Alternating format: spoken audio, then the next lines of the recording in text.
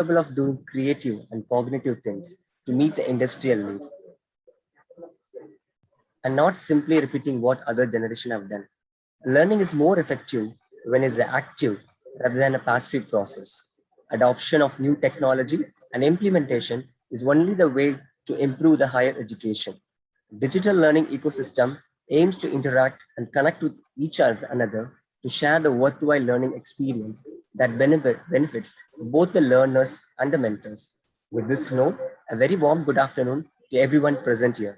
On behalf of the organizing committee, AICP, Association of Indian College Principals, hosted by XXIII College, Bengaluru, we wholeheartedly welcome the most respected principal, VR Sri Gurkar, founder, president, and chairman, the Board of Trustees, Association of Indian College Principal, who will be the chairperson of the session on panel discussion on educational ecosystem for learning. We welcome you, sir. Thank you. I extend my warm welcome to Dr. Dilip Biva Arolkar, Principal, Dhyan Prasar Mandal College of Arts, Science, Commerce and Research Center, Goa. On behalf of our entire team, we welcome you for the session, sir. Thank you so much.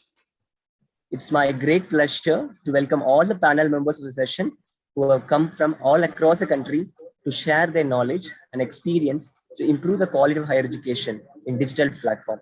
We welcome you all for the session. Today with us, the two moderators, Dr. B. Baba Yanakumar, AICP Executive Member, Organizing Team, Director, Center for Consultation and Corporate Training, XXIII College, Bengaluru, and Mr. Sevaka Pandian, Head, Department of Computer Science, XXIII College, Bengaluru, for moderating the session. We welcome you, sir. Now, I hand over the session to our beloved moderators. Sir, please.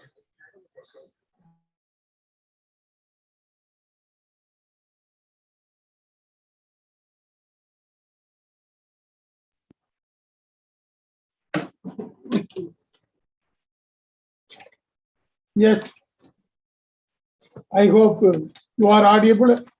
Whether our voice is audible to everyone? Yeah, it's quite audible. Okay. Thank you, sir. Thank you, sir. So, first we welcome to this program, that is the panel discussion. I first welcome Principal VR Shedurkar, who is the chairman as well as the founder of Association of Indian College Principals. Welcome, Shedurkar sir. I hope you are in Pune. Thank you, sir. Next, I welcome the Principal Dilip Biva Arolkar from Goa. I think he's from Mandal's College of Arts and Science Commerce from Goa. I welcome the AICP Executive Member, Principal Dilip Arolkar also. Welcome, sir. Thank you, Baba. Sir, you are there? Yes. You can Principal hear me? Dilip? Yes, you can hear me? Yeah. Okay, sir. You can hear? Yeah. Thank we can you. hear you. Okay. Yes, you are Yes. able to. I think echo is coming, sir. Okay. Thank you. Thank you. Okay, so first we will introduce the members. Along with me, Professor Sevaka Pandian is there. He is the head Department of Computer Science. He is the person who introduced the learning management system in XXIII College. Such an eminent person is with me, is the head Department of Computer Applications. Okay, let us move on to the topic. And our topic is relating to the pure discussion on the digital educational ecosystem. So, in the digital educational ecosystem, we are already facing the problem. I hope all the principals will agree. During the COVID season, everything has been changed. You can see that when coming to the primary education, around 2.9 crore children in India don't have access to the digital services in the primary education system. But coming to the higher educational system, it is entirely different. That is one of the statistics given by NCRT mentioned that around 95.4% of the institutions are currently using the digital system for their examination. Of course, most of them tried, but finally they made it successful. Almost all the higher education system, they introduced that one successfully. But you can see that one, there are some negative points also. 4 out of 5 students, they are facing the internet connectivity during their examinations. And 1 out of 3 students, they are facing the problem of stability during their examination. There is still the internet infrastructure is not up to the mark. We can't say like that. It takes some more time. And 3 out of 5 stakeholders do not trust the current examination system if it is going on in digital media. And it takes more time to publish the results of the examination in the digital media. So in this background, we face a lot of challenges. So how we are going to overcome that one? Let us have a small introduction from our chairman, Principal V. Shirgurkar, sir. Shirgurkar, sir, now your turn. You can have the nice introduction. Okay, wonderful. Dr. Baba, principal of XXIII College, is very talented IT team which is behind the organization, technical organization of this national event. My friend Dilip Parolkar, fellow principals, all other members of the Association of Indian College Principals, all of you know that this is the most important event in the life of Association of Indian College Principals, annual conference. This gives everybody an opportunity to be together, to exchange ideas, to exchange what problems do we face, what future we have to frame, and what can we do to improve the quality of higher education in the country. So this, therefore, is a very important platform to interact with each other at the national level. I'm happy to know that right from the morning, many experts have come here and spoken about the technology, spoken about the digital education, spoken about the problems, and now also many participants will comment and make their observations about the technical aspects of this new system of education. All of us know that the UGC has come out with 60-40 formula. That means the digital education shall become a part and parcel of the educational system in the country, whether we are capable of handling it, whether we want it, whether it will be successful or not, but it is going to come in the years, in the next few years. And therefore, all of us should be prepared to, all of us should be geared well to welcome this change and participate in the process to the extent possible. As all of you know, the digital ecosystem includes 4 important things. 1, internet. 2, contents like videos, notes, and the video lectures prepared. And then we need a platform also like Zoom, YouTube, etc. And at the receiving end, we need smartphones and computers, iPads in the hands of our students. If all these 4 requirements are 100% fulfilled, this digital education is bound to succeed in this country. But the main problem will be discussed by all of you, whether it will be possible for us to create this system, this ecosystem effectively in the next couple of years. That is one aspect of that. That is one technical aspect of this particular issue. But there are other aspects as well. There is a social aspect, there is a psychological aspect, there are issues about inclusiveness and the quality of the content and what actually will be the impact of this digital education on the minds of the students coming from different age groups. Will it be possible for them to learn how to do critical thinking and all that? These are the basic issues. I'm sure all the participants in the panel discussion will address some of them, and at the end, I shall reserve my comments based on what all of you feel. Thank you for inviting me to be the chairperson of this wonderful session. I wish this session becomes a very great session and useful in all respects. Thank you very much. Thank you, Principal V.R. Shirgulkar, sir. Now over to Principal Dilip Arolkar. Let us, you can share your view. Principal Dilip Arolkar. Can you hear me? Yes, sir. Yes, sir. You can put on your camera, sir. Yes. First of all, a warm welcome to everyone for this panel discussion. And congratulations, Principal Baba and your entire team for organizing such an excellent conference in online mode.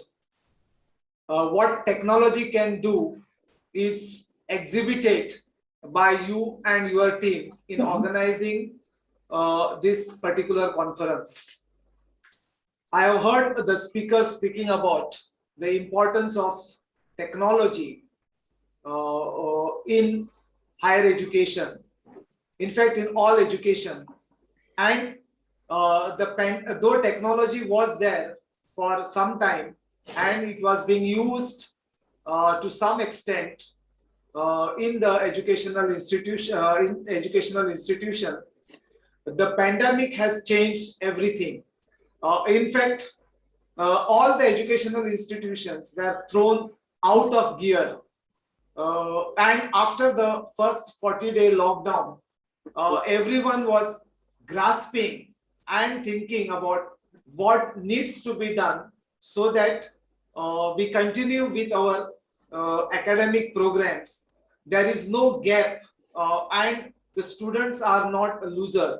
And there were experiments going on of using technology in transacting the curriculum. And I should say with great satisfaction that almost all the educational institutions during the last 2 years have overcome this, what you say, the difficulties or the fear, and have managed to carry forward the teaching learning process as well as the educational administration with the help of technology.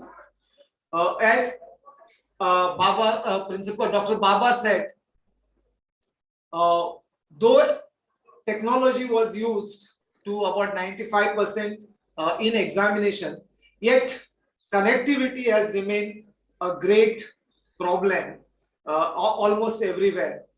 Maybe the colleges or educational institutions which were located in or near the city, in the cities or around the cities, they did not have so much of problem. But the rural educational institutions did face problem. And the same thing was also noticed in our state of Goa. And therefore,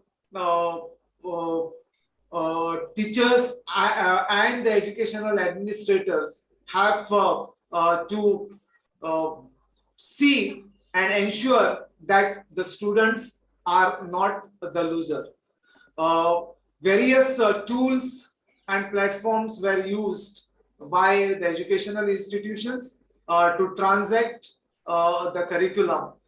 And though the pandemic may get over, but the online teaching learning as well as the use of educational technology will remain here, and I am sure with the passage of time it will be used more and more by everyone in the educational sector. So with these few remarks, I thank Christu Jayanti College for this excellent initiative and providing me an opportunity to be the rapporteur for this particular panel session. Over to you, Dr. Baba.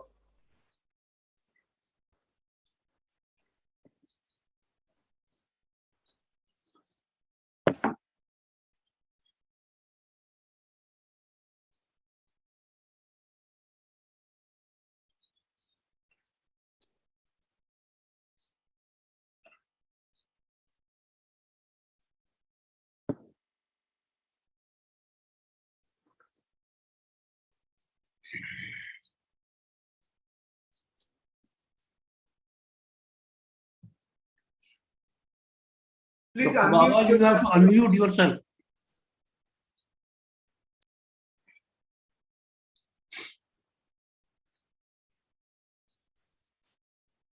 Yes, whether now you are able to hear my voice? Yeah.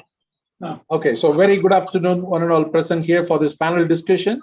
It's a great opportunity to meet you all virtually. So as we are discussing about the digital educational ecosystem for learning, now how we are going to integrate the technology and what are the the prospectus, how we are going to see the progressiveness in the learning process. There are so many things we are going to discuss, and there are so many the panel members are with us this afternoon, and they're going to throw their insights about how they are able to achieve maybe during the COVID and post-COVID, how it is happening right now. So it's my privilege and honor to welcome Dr. Rakesh Kumar Bharadwaj, Banwari Lal Jindal Shiwala College, Posham, Haryana. Dear sir, please come forward and throw your insights about the digital educational ecosystem for learning. Over to you, sir. Whether Principal Rakesh Kumar is there? I think we can move on to the next person, sir. Yes, I think Dr. Keena Patel from Mahila Arts and Science College, Gujarat is there. Madam, Keena M. Patel. Madam, you can unmute. Maniandan sir, you can unmute all the persons so that they can share their voice. I think they have been muted.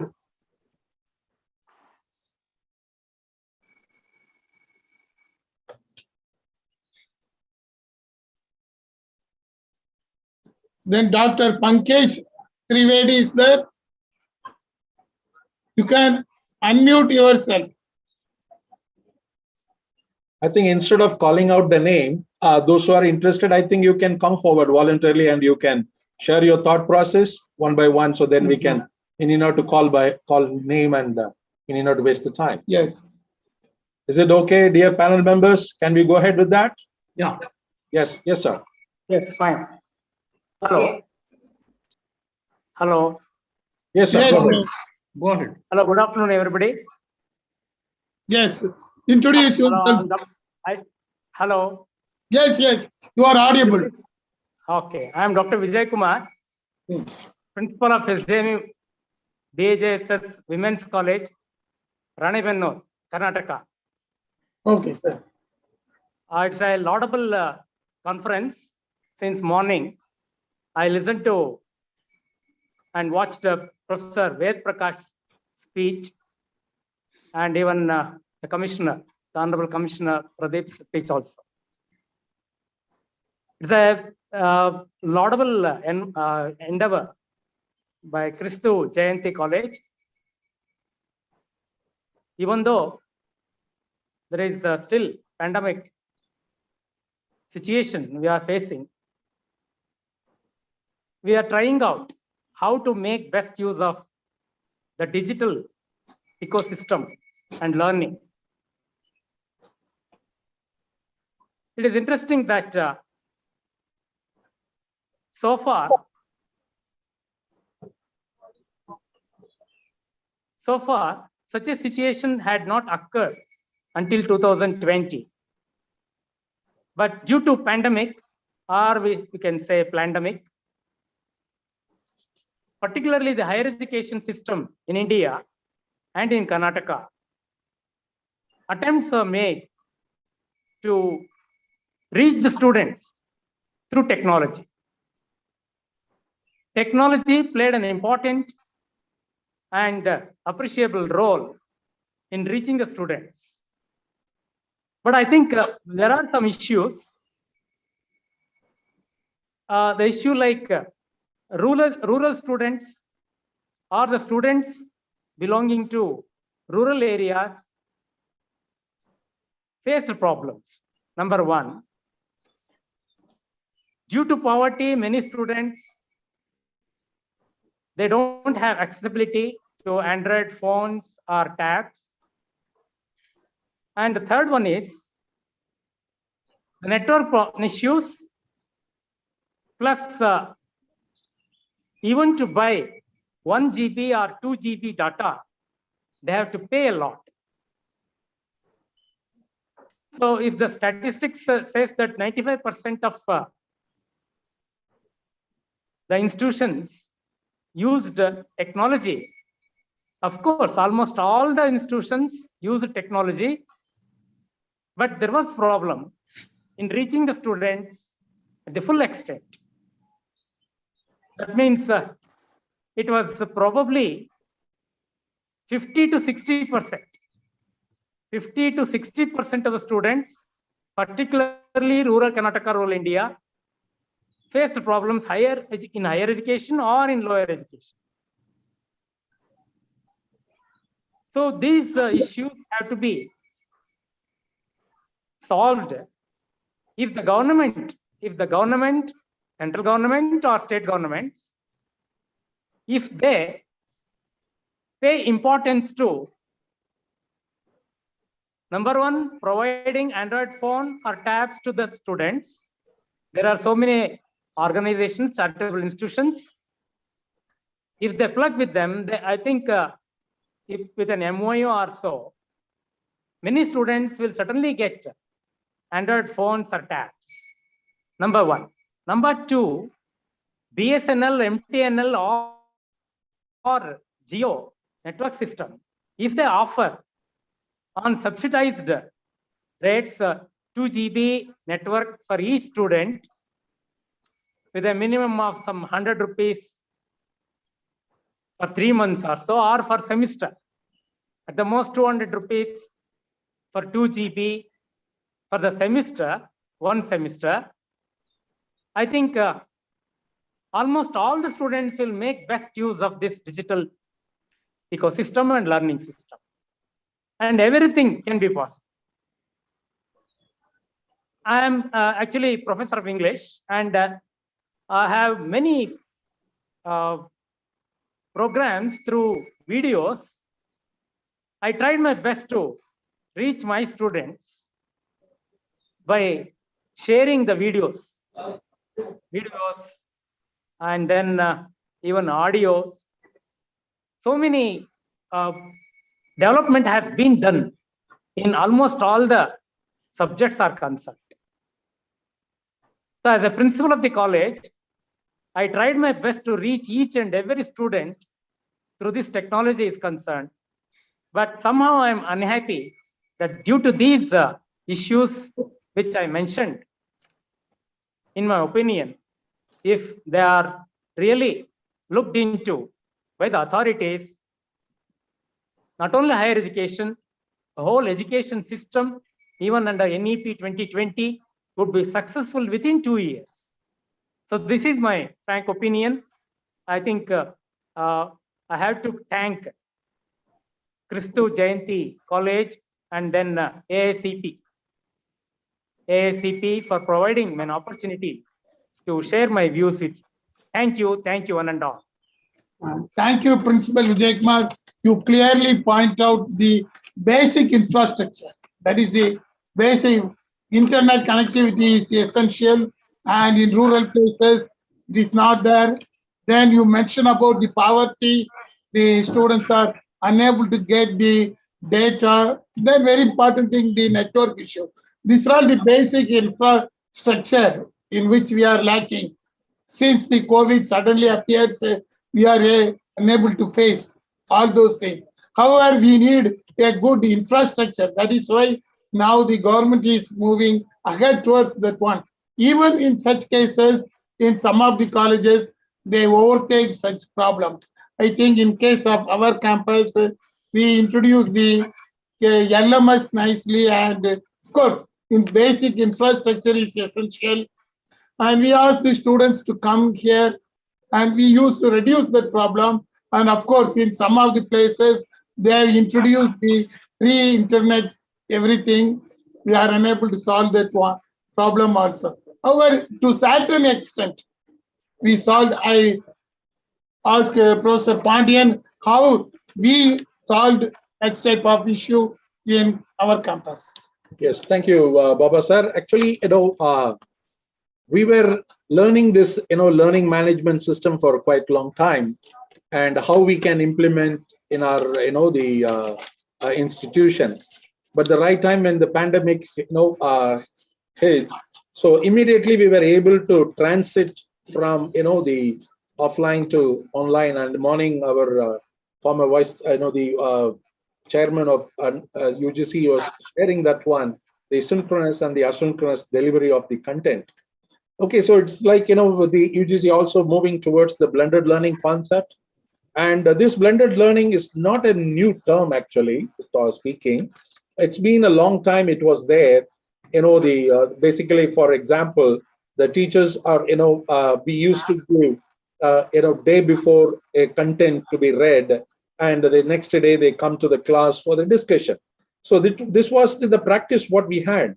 But the same pattern, we were able to do it in our, the learning management system. So that was the major, breakthrough, we can say it. So the children were able to cope up, what we are trying to say. So the digital, the implementation or inclusiveness of bringing out this ecosystem for a learning was very easy for a particular time. But as, Vijay Kumar sir was mentioning about the rural community, where they were not able to, access to the smartphones. So that's where the government has to come in. Rightly, you pointed out, sir. So where, the devices has to be given. Here, the people, in the cities, they don't have any issues of bringing out the smartphone or getting connected with that. And even to some extent, the internet access also is not a big deal.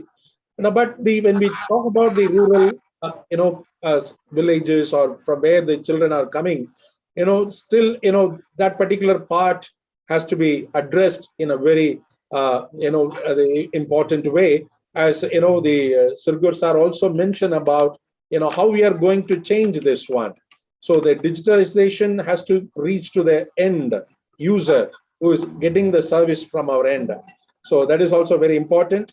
Okay, so while moving forward, I may share some of the inputs how we were able to develop the learning management system and the tools how we were able to approach. And the most important thing when we talk about the learning, digital education ecosystem for learning.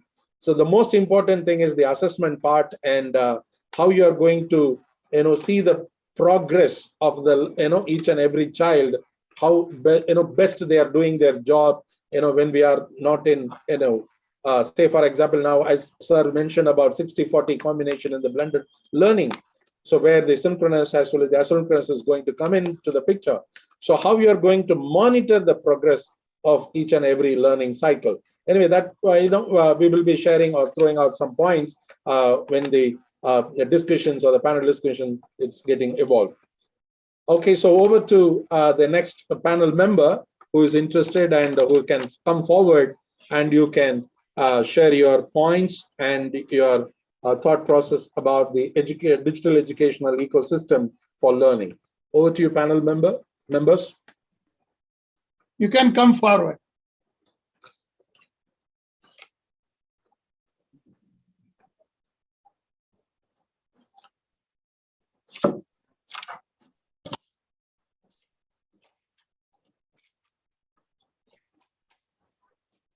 I think There are more than 20 panel members listed.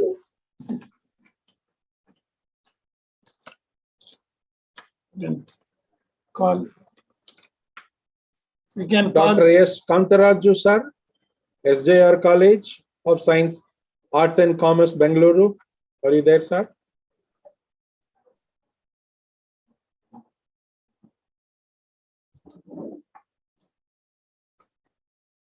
Okay, those who are there, you can come forward. Hina. Yes, I think Dr. Hina M. Patel. Hina M. Patel is there. You can unmute. We will identify what are all the problems faced by your institutions.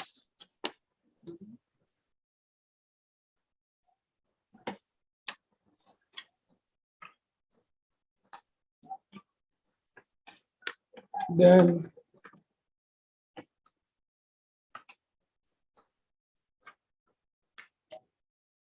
Is it a technical problem?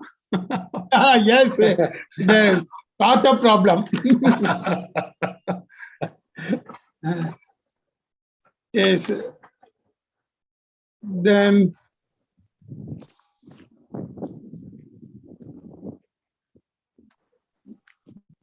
Yes, sir. Dr. S. C. Gupta, sir, please go ahead. You yes, can unmute yourself and you can share your input, sir. yes, sir. Come on. Sir, you can unmute. Yes, now you can talk. Yes, sir. Hello.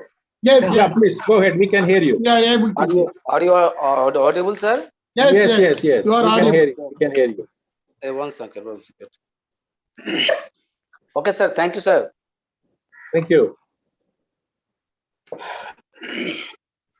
Thank you very much, sir. Good afternoon to all.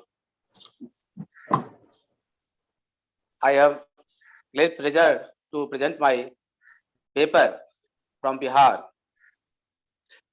My topic is present pandemic era and online education, a challenges. Sir, hello, sir. Please unmute. Gupta, sir. Sir. Gupta, sir, this is the paper presenting panel is a different one. This Sir. is the panel discussion. We are discussing about the digital educational ecosystem for learning. There is another track which is happening parallelly. There you can do the paper presentation, sir. Sir, my topic is present pandemic era and online education, a challenges. Okay, sir, if you can tell your views. May I present, sir? Yes. You can start, sir. Sir, you can start. Sir, may I present, sir? Audible, sir? Yes, Hello, sir. you are audible. Okay, sir. Please permit, sir. Yes, sir, you can go ahead. Okay, sir. The COVID-19 pandemic has changed the education forever. The COVID-19 crisis has forced the education system worldwide to find alternatives to face-to-face instruction. As a result, education has changed dramatically with the distinctive rise of e-learning, whereby teaching is undertaken remotely and on digital platform. Since lockdown, either massive or localized, may be needed again in the future to respond to new waves of the infection until a vaccine becomes available. It is of utmost importance for government to identify which policy can maximize the effectiveness of online learning. This policy brief examines the role of students' attitudes towards learning in maximizing the potential of online schooling when regular face-to-face instruction cannot take place. Since parents and teachers play a fundamental role in supporting a student to develop these crucial attitudes, particularly in the current situation, targeted policy intervention should be designed with the aim of reducing the burden of parents and help teachers and schools make the most digital learning. Research suggests that online learning has been shown to increase retention of information and take less time, meaning the changes coronavirus have caused might be here to stay. While countries are at different points in their COVID-19 infection rates worldwide, there are currently more than 1.2 million children in 186 countries affected by school and colleges closures due to the pandemic. With the with this sudden shift away from the classroom in many parts of the globe, some are wondering whether the adoption of online learning will continue to persist post-pandemic and how such a shift would impact the worldwide education market. Even before COVID-19, there are already high growth and adoption in education technology with a global ad tech investment, whether it is language app, virtual tutoring, video conferencing tools, or online learning software. There has been a significant surge in usage since COVID-19. In response to significant demand, many online learning platforms are offering free access to their services. While some believe that unplanned and rapid move to online learning with no training, insufficient bandwidth, and little preparation will result in a poor user experience that is unconducive to sustained growth. Others believe that a new hybrid model of education will emerge with significant benefit. It is believed that the integration of information technology in education will further accelerate it, and that online education will eventually become an integral component of school education. There have already been successful transition amongst many universities managed to get more and more courses online. It has changed the way of teaching. It enables the teachers to reach out to their students more efficiently and effectively through chat groups, video meetings, voting, and also document sharing, especially during this pandemic. A student also it is easier to communicate on mass basis. Problem and challenges of online learning. Sir, distractions everywhere. Distractions are a reality of distance education and learning. A delivery or one thing like a pet running into the home office can be disruptive for everyone involved if you are in the middle of virtual classroom session. As a result of these distractions and possibly having additional responsibilities, time management becomes more challenging. Have a time management system is perhaps the most difficult challenge for a student to overcome because it depends entirely on self-motivation. Students need to be serious about their education, learn how to manage time, set their daily schedule, and study despite constant distractions. There are, however, challenges to overcome. Some students without reliable internet access and or a technology struggle to participate in digital learning. This gap is seen across countries. Is learning online as effective? For those who do have access the right technology, there is evidence that learning online can be more effective in a number of ways. Nevertheless, the effectiveness of online learning varies among age group. The general consensus on children, especially younger ones, is that a structured environment is required because kids are more easily distracted. To get the full benefit of online learning, there needs to be a concerted effort to provide this structure and go beyond replicating a physical class lecture through video capability. Instead, use a range of collaboration tools and engagement methods that promote inclusion, personalization, and intelligence. It is clear that this pandemic has utterly disrupted an education system that many assert was already losing its relevance. It is one of the few sectors where investment has not dried up. What has been had been made clear through his pandemic is the importance of disseminating knowledge across borders, companies, and all parts of the society. If online learning technology can play a role here, it is incumbent upon all of us to explore its full potential. Our educational system is losing relevance. Education today is in crisis. Even before the coronavirus pandemic struck in many parts of the world, children who should be in school are not. For those who are there, school often lack of resources to provide adequate instructions at a time when a quality education is arguably more vital to one's life changed than ever before.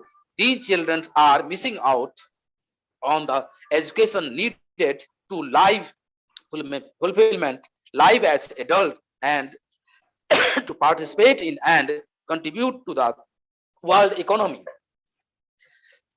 Our current education system built on industrial revolution model because focuses on IQ, in particularly memorization and standardization.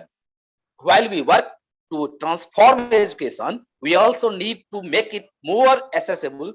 According to UNICEF, more than 72 million children of primary education age are not in school, and while 75 million adults are illiterate and do not have the ability to improve their children's living conditions. As we take on education transformation, chaining across three crucial categories: access, equality, impact is critical for unleashing potential.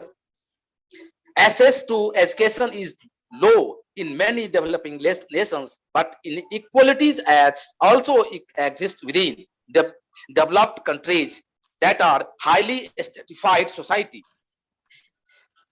Equity means ensuring every child has the resources needed to get to school and to thrive regardless of circumstances. They need to be successful.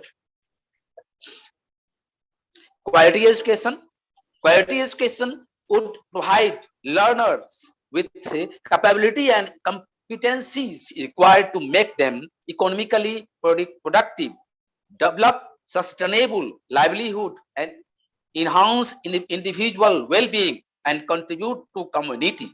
It is everybody's best interest to solve the global education crisis. So let us reset education and learning to meet 21st century needs, shaping a path from education to employability and economic independence. Let us all commit to collectively helping to break a link in the checklist holding education back. Let us blend the lessons of the past with the technology of the present and future to truly transform education, giving us students the ability to think, learn, and evolve no matter what the challenges that await them tomorrow, and unleash their potential to benefit the world. I want to present key findings and recommendations. The current pandemic COVID-19 crisis has obliged most education systems to adopt alternative to face-to-face teaching and learning.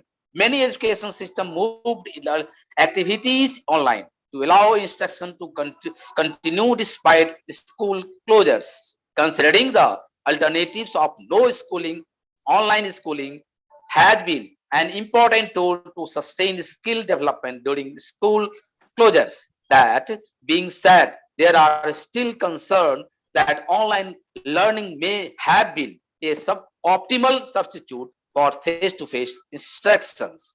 Students' attitude and disposition are influenced to a great degree by the support they receive from families and teachers and by the role model they are exposed to. Yet, some families and teachers may struggle to provide such support, especially during COVID-19 crisis because of lack of time, insufficient digital skills, or lack of curriculum guidelines.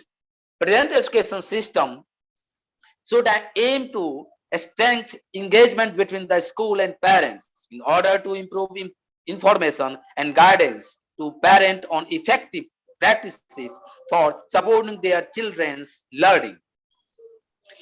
In addition, children need to have access to devices such as computer and necessary software to participate in online learning activities, which is often a challenge for lower income households. It is therefore important for education policy maker to understand which factor have prevented certain children from receiving sufficient instruction. Among them, in addition to lack of instructions, the absence of adequate preparation in school and colleges, and among teachers, as well as in some cases, the lack of curriculum guidance. These elements have also determined a great variation across schools and colleges and in the quality of online learning, raising the concern that disparities in educational outcomes across socio-economic groups may be reinforced in the absence of corrective measures. Further, concern relate to the fact that effectiveness of online learning might have been hindered in some cases by lack of basic digital skills among certain students and teachers, making them up prepared to adapt to the new situation. For example, descriptive evidence based on PISA 2018 shows that there were major differences across countries and socio-economic groups in the use of technology for schoolwork before the pandemic among 15 years olds, raising the concern that students who were less experienced might be those suffering the most from the shock caused by online learning. Thank you, sir. Thank you, sir. You have pointed out about the digital skills. Whatever may be the infrastructure needed, everything, we have to train our students in the digital skills. That is very important point you have mentioned. Another one you have mentioned about the role of teachers. We have to educate the teachers in case of digital training. Then you have identified the digital learning gap. How the digital learning gap has been identified. Very nice point. Of course, the COVID throws light on all those points. Hereafter, we have to make it ready. So, of course, this is a basic problem. In case of our institution, we solve that one. I asked Professor Pandian to throw some point how we overcome these issues and made our students in the form of digital literacy. I hope we are having one subject in digital literacy also. Yeah, digital fluency. We have a digital fluency and digital literacy. That is another core subject. So one important point what sir was sharing about the time management. Okay, so that is the very, very essential part what I see, because you have they are all alone. Okay, so you can create a schedule and you can give them, so when they are physically available, yes, we are monitoring and their presence and their grasping level and all this stuff. So, but when we are in a virtual environment, when they are, coming online, the most important thing is the time management, how effectively they are using the time. Okay, so you can prepare the schedule and we can give to them, but whether how productively they are utilizing those time. Okay, so that is what the digitization and morning our chairman, the former chairman, was talking about. We need to have some kind of an analytical tool coming along with our system to identify how many hours or how many minutes the child is spending the time in doing their learning process. So that is one of the most important thing, even in our LMS system. So we integrated the analytical tool, which says, how many in a day, how many time a child comes to the, for the reading. Okay, how many minutes he or she stayed back, whether assessment has been done on time or not. This is small, the intricacies in the system we can address through some kind of analytical packages or analytical the small tools which we can integrate. Okay, so one that's what in our learning management system we integrated this analytical tool which gives us the end of the day the report of the time spent by the student and how many times they have visited, what is the hit ratio in a particular application, and whether the progress is going on. Another important thing also, maybe in the later stage I can add, bringing out the learning path. Okay, so we need to set a path. Okay, so otherwise the children, they may not know where to go, what to read and how to read and all those stuff. So as a the teacher, we need to provide a learning path to each and every student in a class. Okay, so this is the way you need to go: step 1, step 2, step 3, and the progressive the element or how they are growing in the learning process. That is again we can capture through the digital integration, such the what we discussed about the analytical tool and all those stuff. So that is also brings the motivation to the child. Okay, the system is monitoring, and at the end of the day, you can see the gamification of, they can also see the progress, how much they have done, and what is the level they are in that particular course. So there are a number of ways we can implement. And one such thing, what we have done here is, the course progressive, tool. Okay, so which gives each and every child how much they have done in a particular day. Okay, so thank you, sir, for your valuable inputs, and it's a great time, having you, sir. Thank you so much for your input.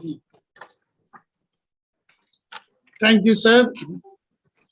Now, any other comments and from other panel members? Come on. What is your experience with regarding to the online classrooms, everything?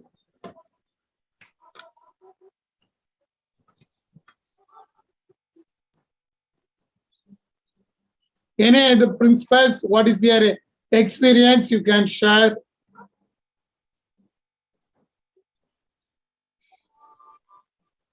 Then is there? Should they say? After Dheeraj. Yes, I think. All have unmuted, sir. All have muted, sir. Yes, Maniandan sir, you can unmute all. Dear panel members, you can also share your input, your experience. Yes.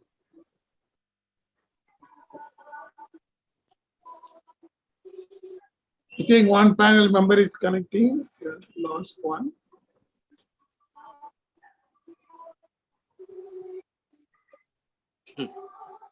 So, Yes, yes.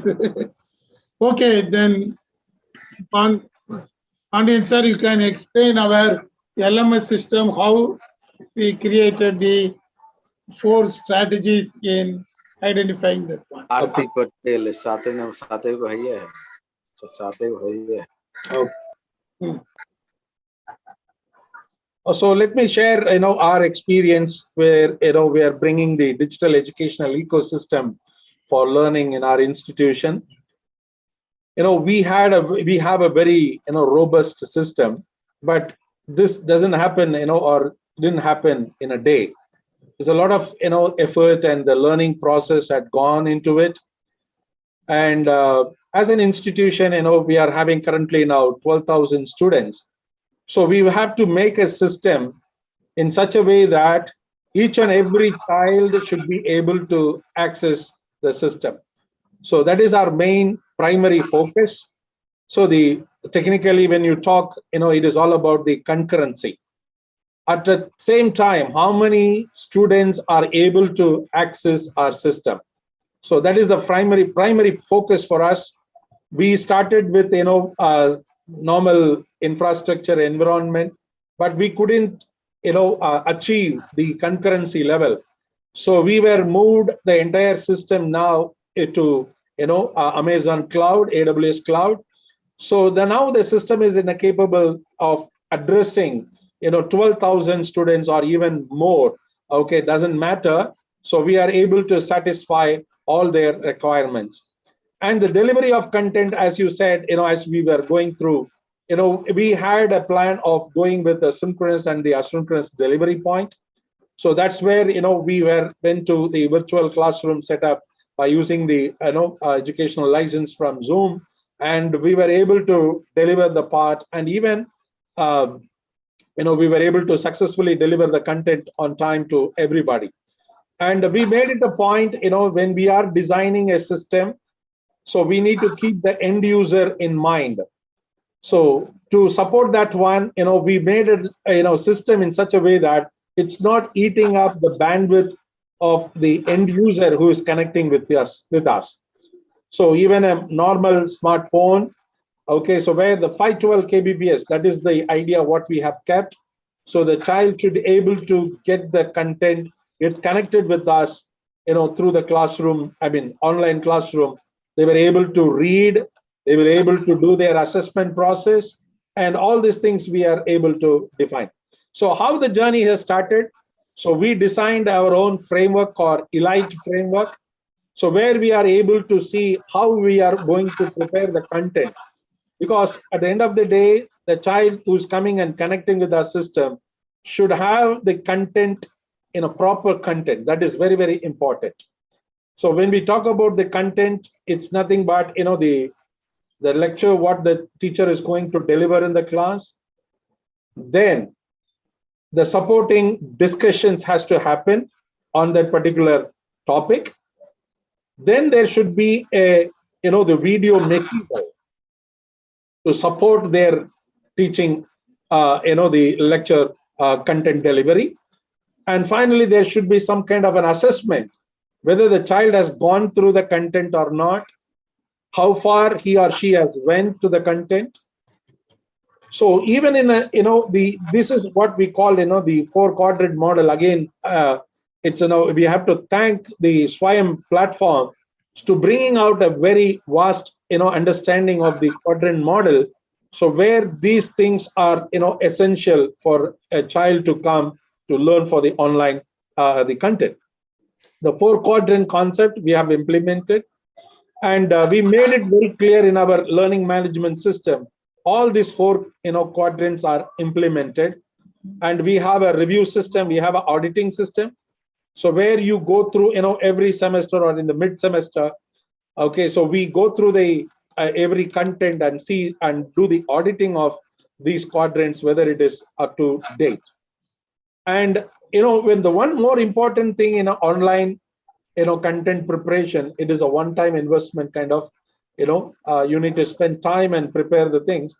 And we made it very clear every semester there should be a fine-tuning of the content.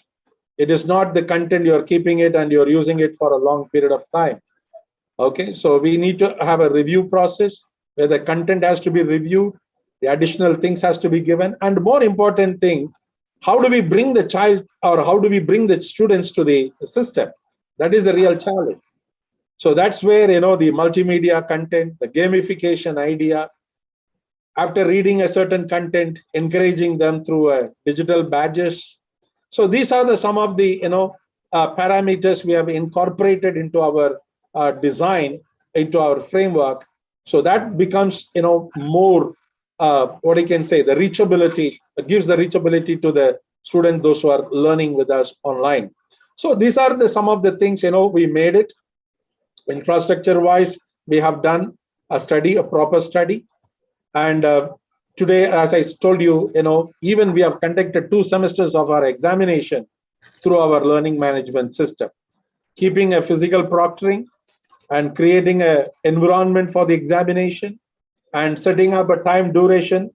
And within that stipulated time, the children has to complete their writing is exactly, how in a common hall, how it happens, the same way in examination hall, the same way each and every household had become an examination center. And we had our proctors monitoring them. At a given stipulated time, the child has to complete the entire writing and uploading the things online into our system. So as I mentioned you all, I mean, we were discussing about the digital educational ecosystem for learning, the progress that is, the most important thing. Otherwise, we miss the boat. Okay, so when we give the content, whether they're reading it or not, we need to have some kind of a monitoring process. Okay, so monitoring system. So monitoring, the design or a capable system in place to see that whether they have come across, then see that one at the end of the course or end of the semester or end of the term, they're able to complete all those things. So the dashboards today, the technology gives more flexible environment to design our own dashboard. However you want, we can design. However the student wants to see, we can design. So these are the the modern technologies, and most important thing, open source technologies gives a wide open door to design such kind of a environment. And these systems are coming in place at free of cost. The software, I mean, okay, the many of the softwares are free of cost, and just we have to do a plug and play and make an environment in an infrastructure where these the open source softwares are getting integrated and gives a wide range of usability. Only that infrastructure, yes, we have to pay for it. And other than that, the free open source technologies are very much useful to our environment. So using these, open source technologies, we were able to, design a learning management system. And we are very happy to, help any of the institution if you are interested, and we can have, one-on-one conversation, and we can help you out how you can bring out this learning management system very effectively. Okay, the basic, the open source, when I talk about the technology, we have taken, the most important, widely used, the learning management system in the market is, one is the Moodle. Okay, so we have taken the open source code from Moodle, and we have customized, as Arvind sir was talking about in the previous session. We were able to customize, and we were able to configure according to our system needed. I mean, the requirement, what is required, because there are plenty of things you can do, and all those things are not necessary. Okay, so what is required for the institution, we can customize and we can make use of it, and that's how you can make a access the system is which is accessible, okay, and which is inclusive, so everybody should be able to access. So that is our primary goal, as I told you earlier, and making the system in a very simple, very handy way, not bringing out more multimedia or a technical graphical interfaces, so it will eat up your the bandwidth or the end user. So all these things we have thought when we bringing this the digital environment for our learning, a digital educational ecosystem for learning. So these are all some of the things we have given importance, and we made a system in a stable way. And today our students are enjoying the system, and every day the teachers are updating, and they are having an open discussion. They are having a chat about the topic. You name it, you can have any kind of a discussion. Wiki in discussions are available. The children can come with a glossary. I mean, they can give out what are the things they have learned in a class. You can have a list of glossaries. The children can update. So there are a number of ways you can see how good they have learned. Now we have come to the offline class, but still we are enjoying the usage of the learning management system. And children, they can communicate with the teacher through the open discussion, the forums, what we call, and the teacher can be, they are able to respond back to them. It's like the inclusiveness and the blended concept bringing together, they're making it possible, the learning process going much more productive in nowadays. Okay, so we have to thank the, the pandemic situations bringing out, as Sir was mentioning at the initial stage, we were looking, thinking about the possibilities, how we can do it. But all of a sudden, the change is inevitable, as people said, we have to go with the current changes. And the young generation, if you show the path, I think if you wave the path, they are coming up, with us and making it possible. And we cannot, neglect the point what was mentioned by Vijay Kumar sir. Okay, the community which is, far away from the cities and especially the rural areas. So that is the one of the most important thing we need to look into it, and providing the better internet accessibility. Okay, so few governments, they made it during this pandemic time, the digital delivery to the doorstep.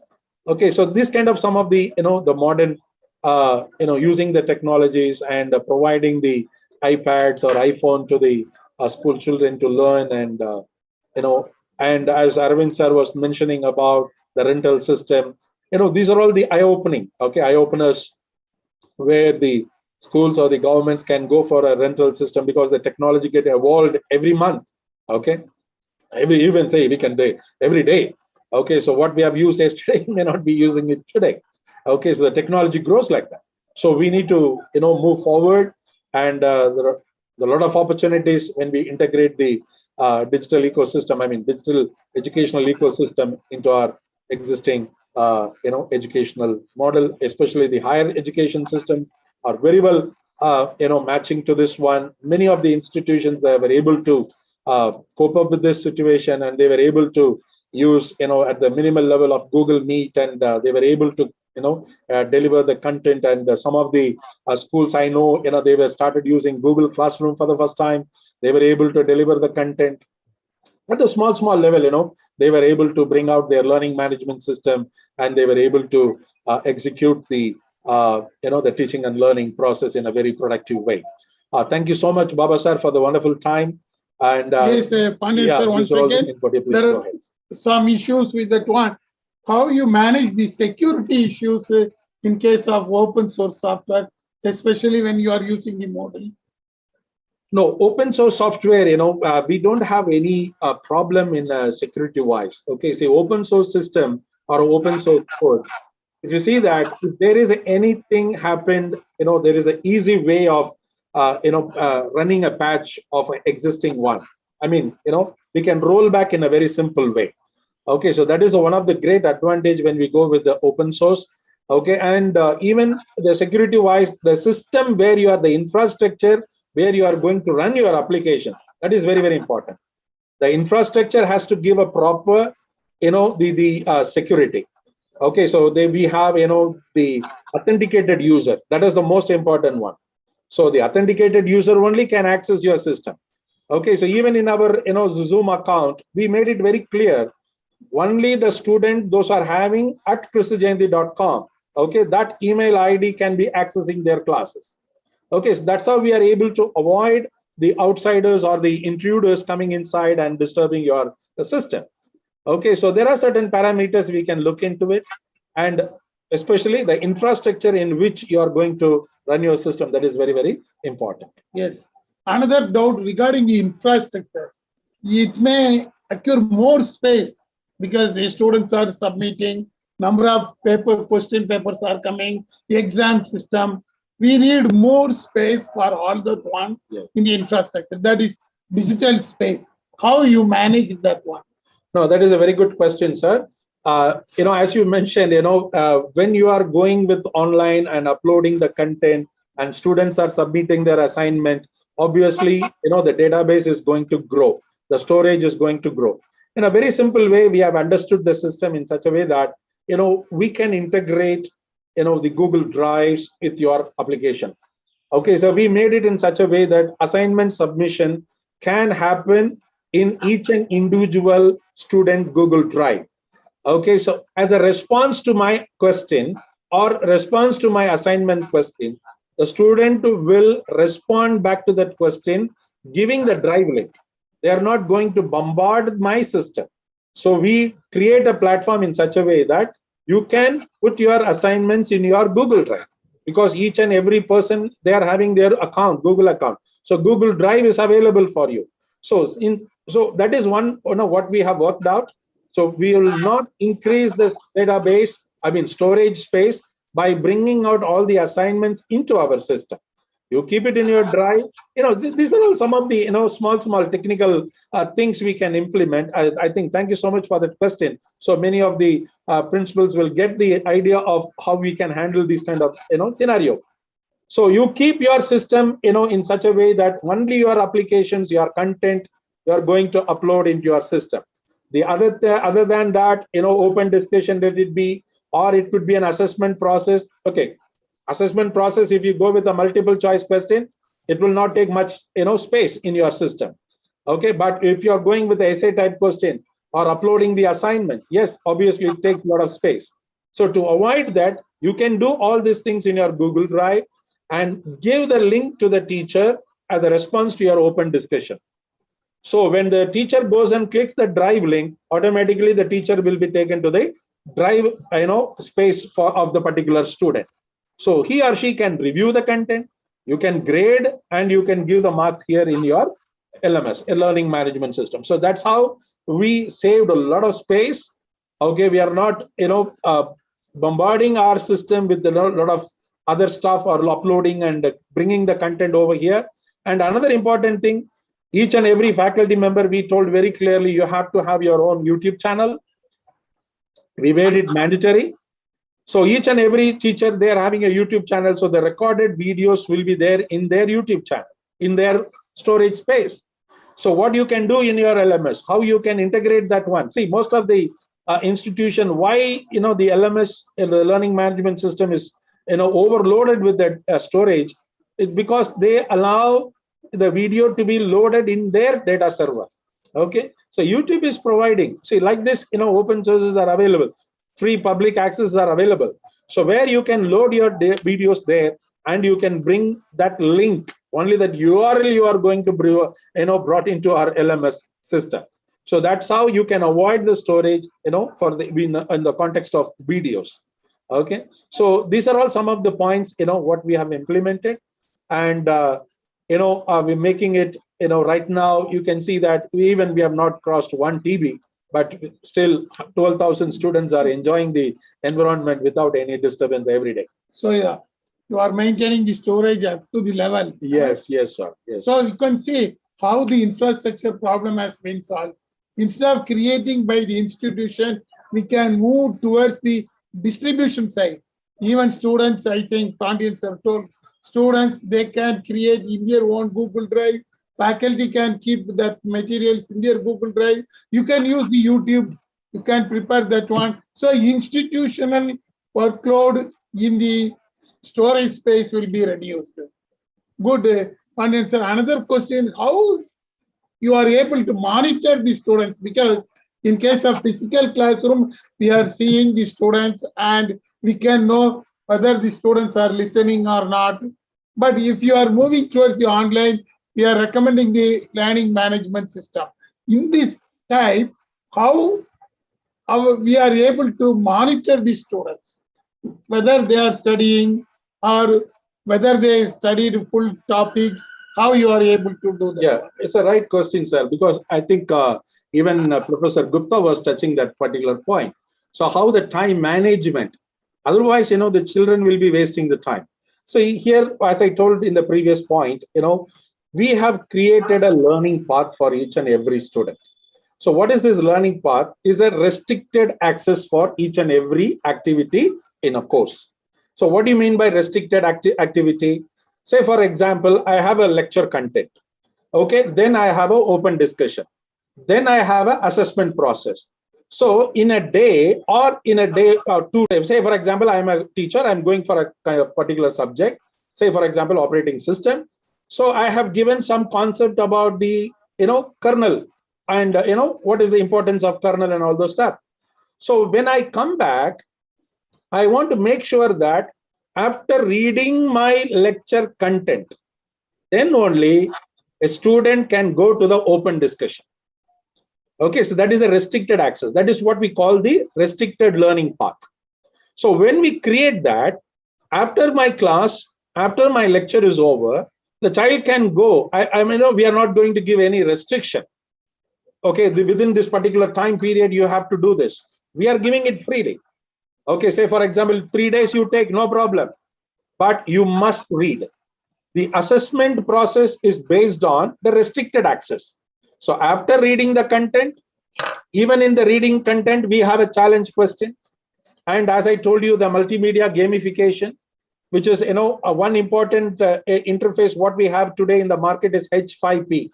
Okay, H5P videos, you can have a video in between, you can have your assessment process, then the video can continue. So like this, we need to bring some kind of a, multimedia integration, interesting stuff into our course curriculum. I mean, the course content preparation. So we are integrating this one. So when the child is reading the content, there are certain challenge questions based on the reading, what they have done.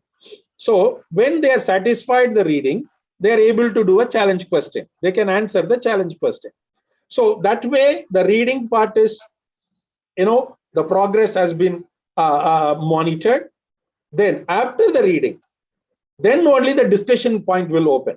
Because without reading the content, what the child is going to do a discussion, doing in what way they are going to share their input. So the content should be clear. The concept should be clear. Then you come to the open discussion. Now it is an eye-opening platform where the child can see all their friends, discussion point. Okay, so that is an environment. Okay, what my friend is asking, what my other friend is asking. So what, it's a knowledge gaining platform. Okay, so the discussion forum is a knowledge gaining platform. So where everybody can see what, my friends have asked and what my teacher has, responded back to them. So again, he or she might have not thought in that particular manner, the topic maybe. Okay, so once the discussion opened, the forum opens it, so they were also able to understand what is there, okay, there is an eye opener, like, even I can think in that, another angle, the particular subject.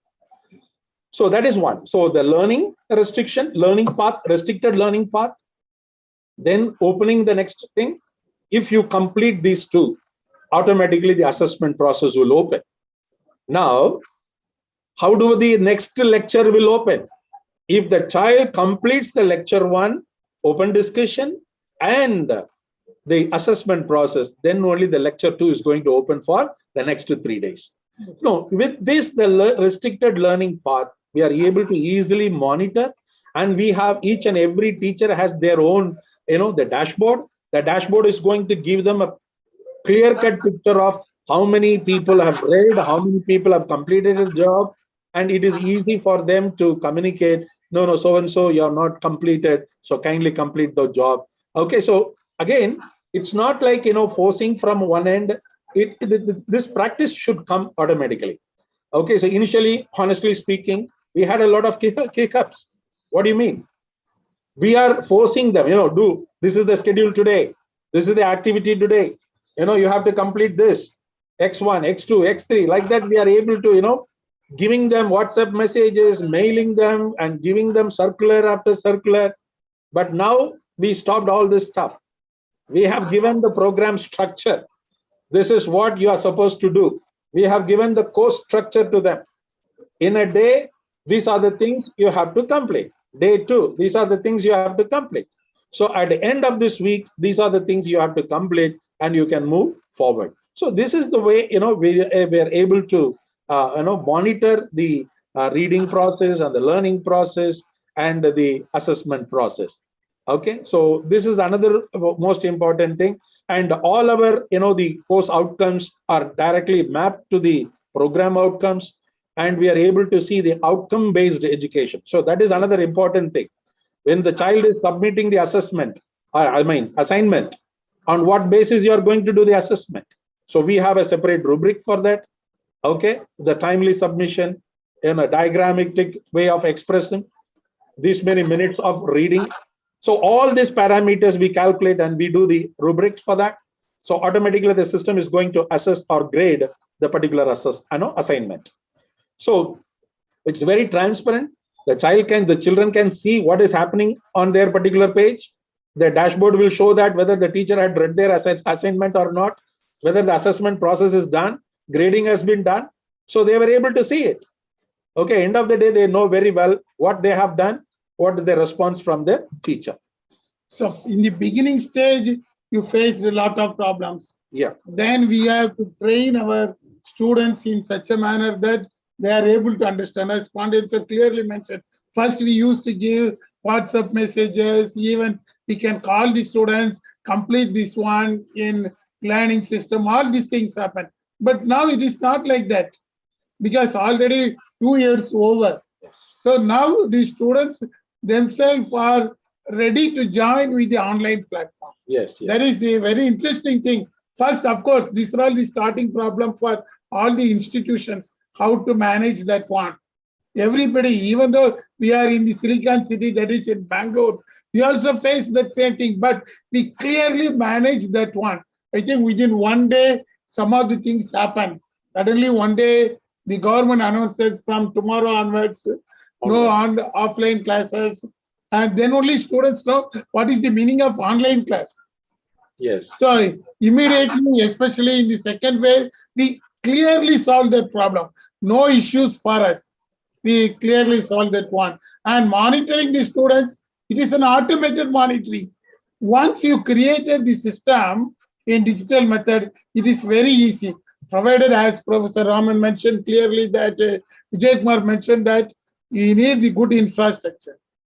Okay, Pandyan. So coming to the next question, with regarding to the online examination system, whether the students are saying that it is good, or is that we lose the credibility in the examination. Some of them mention in newspapers that mass copying is coming, or they are getting good marks. Whether the credibility is losing in online examination, or how we can monitor that one. We used to come to this term called proctoring. How we can effectively conduct these type of online exams. So there are both, pros and cons are there, because, some systems, even though we talk about the artificial intelligence, the image mapping, it's all good, but there, certain systems are very, what you can say, the position of the head position. So for example, the child, when they are writing, the head position should be straight. Okay. So if the child turns here or there, the image capturing system is going to block them. Okay. See, so for example, sometimes, when we write or when we think, usually the students will have, or, even teachers, we have a different body language. We, shake our head or we move our head, we do that, all those things. So there are certain flaws in the existing system, but to some extent, we can use this artificial intelligence systems to give a automated proctoring. Some systems are available in the market. Okay, so where these systems capture the image, and every certain time duration they set, and they check the images again and again, and see that the person who is sitting and writing is the same person. And to overcome this, what we did, we have integrated a AI model in our a learning management system, where it takes the photograph of the person when they the student sit for the examination. Then after that, the entire thing moved to the physical proctoring. Okay, even today, some of the Western universities, they are following this one. How the physical proctoring we have done, even in an examination hall, we do the same thing. So we restricted the number according to the the Zoom platform. In a screen, you can have a 40 plus, not more than screen, in a screen and a gallery view. So the teacher will be proctoring as a group of students in their scheduled time. So what is happening in each and every screen? even the clear instruction has gone from the controller of examiner. Whatever things can be done, or whatever things can do, or whatever things cannot be, the do's and don'ts. Okay, so it's very clear. Each and every child got the point. Now, how they have to, first they have to show the entire room. Okay, so the physical proctoring helped us, to make this, examination process very simple. And, as you said, the bringing out, and the most important, and I need to address this, I need to share with you. The one most important thing, as Vijay Kumar sir was mentioning and Sirgu sir was mentioning, the proper internet bandwidth. So if that is not there, the child was writing the exam for 2 hours and immediately, the internet disconnects. They were not able to upload their file. Now what we did, we have given extra grievance time for them to upload. Okay, so it's a very handful. Okay, so not a very big number, very handful of people. Usually they send immediately. We created a separate, email for grievances. Then on a priority wise, we have addressed those issues. We had a separate team to look into this particular mails and how many students. Okay, immediately respond back to them. Okay, we have given a grievances time, the buffer time, so they can upload the content into our, the question, the answer sheet to our system. So these are all some of the practical issues what we have faced. But the other end, when you talk about the copying Yes. and the other one, Malpractice. yes, malpractices. See, when we talk about the online, it's an open book concept. Okay, so it's an open book concept. The children can refer, the children can keep writing the exam, but the question pattern or the question what we ask, it should be in such a way that it should not be a direct answer. They should take it from the book.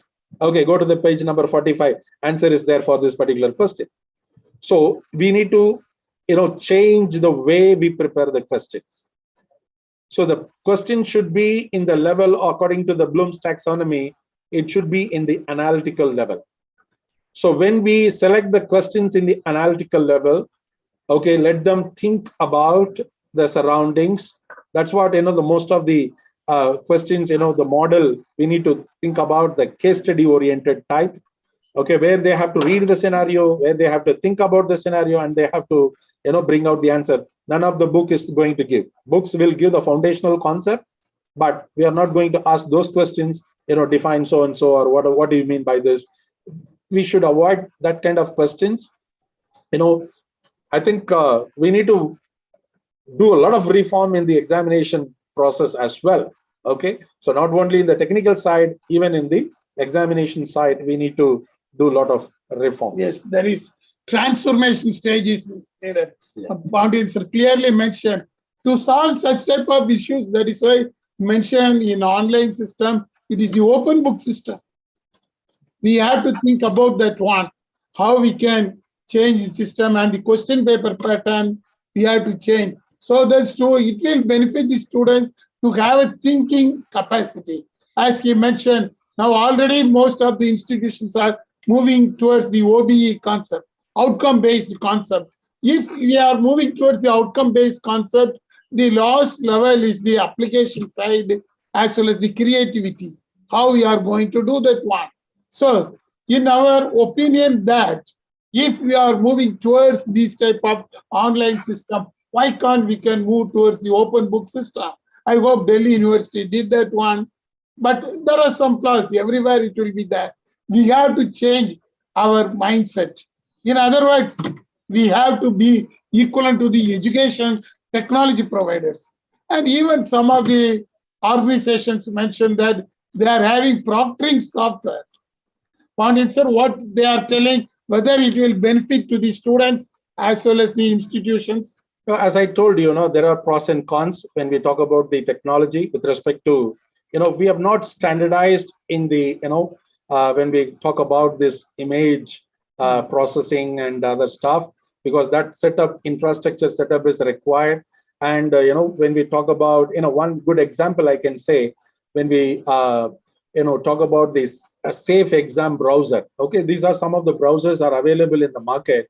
but we don't have these browsers for an Android phone. Okay, the child who is coming and writing the exam, from the urban or a rural urban, so they may have only the phone. Okay, so they may not have a laptop.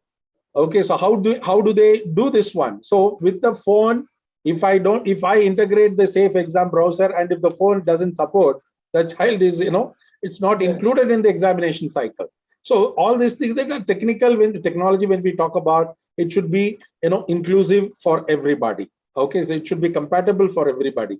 So that's where we are failing, okay, so right now. But I think in future, that is also we can overcome in a very simple way.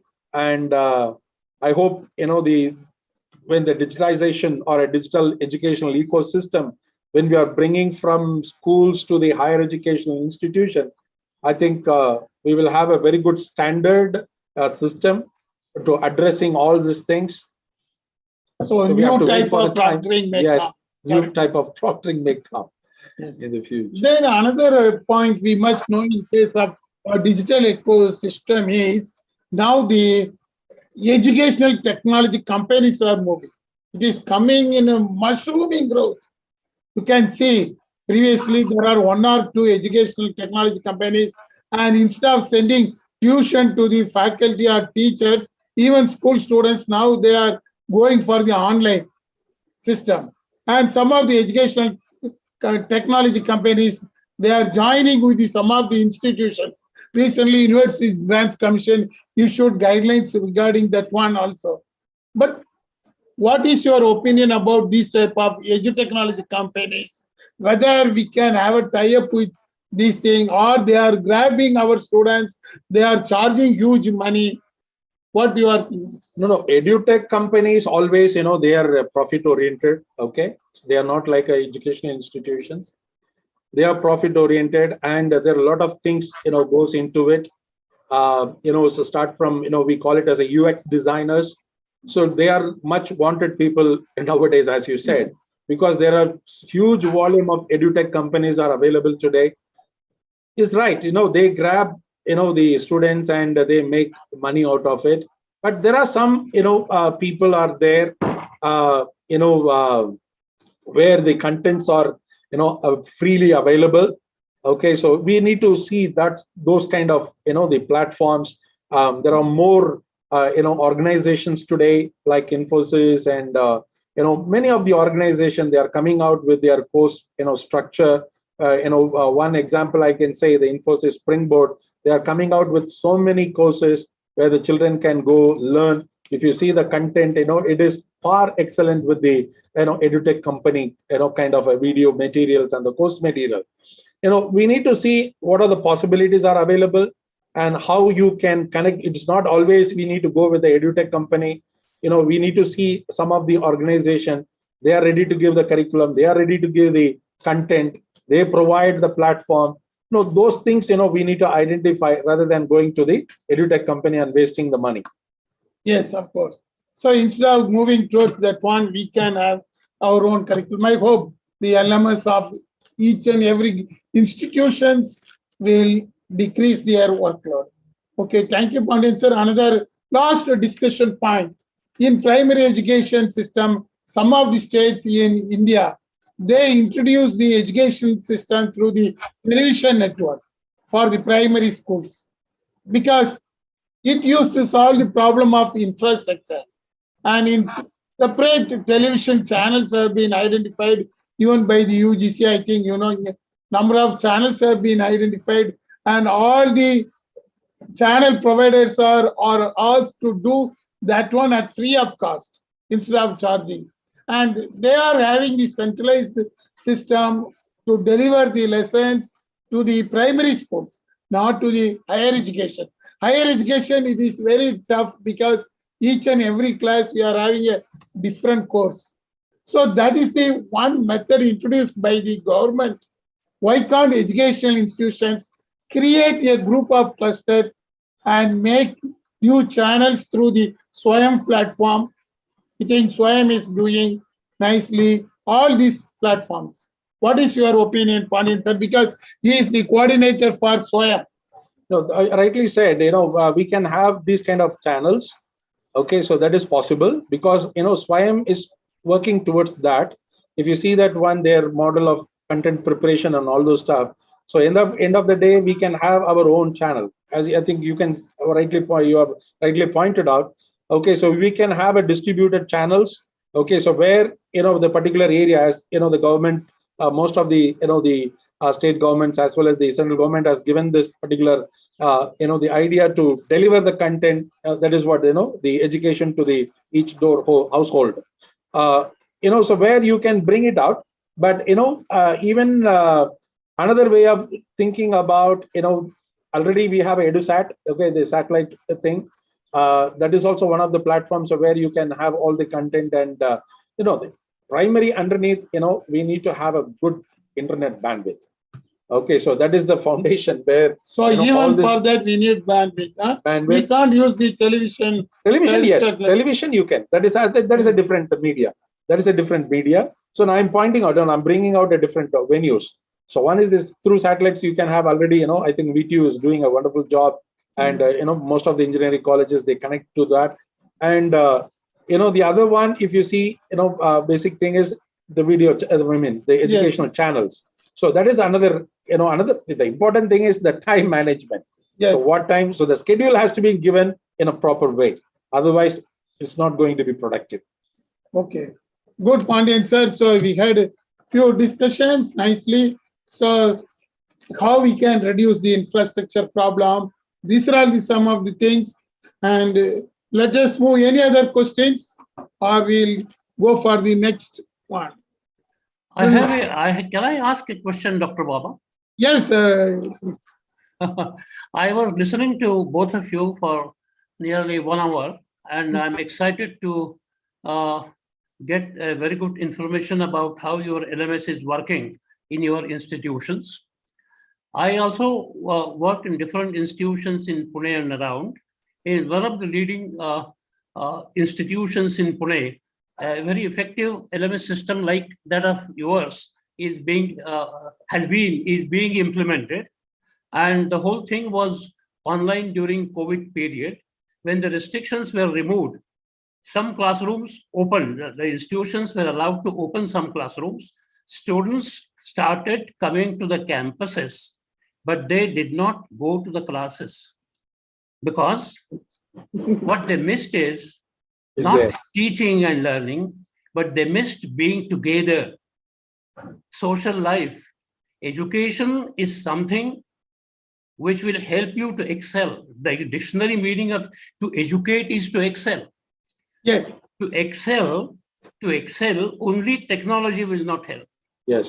Technology is to be used as an important tool, but overemphasis on technology might not give us good results. Yes.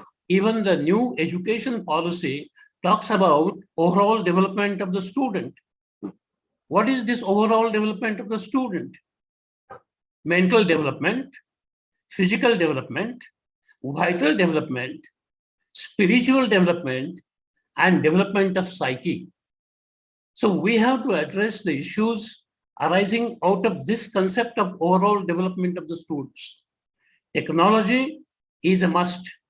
There is no alternative for using latest technology in the field of education. But I personally feel that overemphasis on technology might give disastrous results.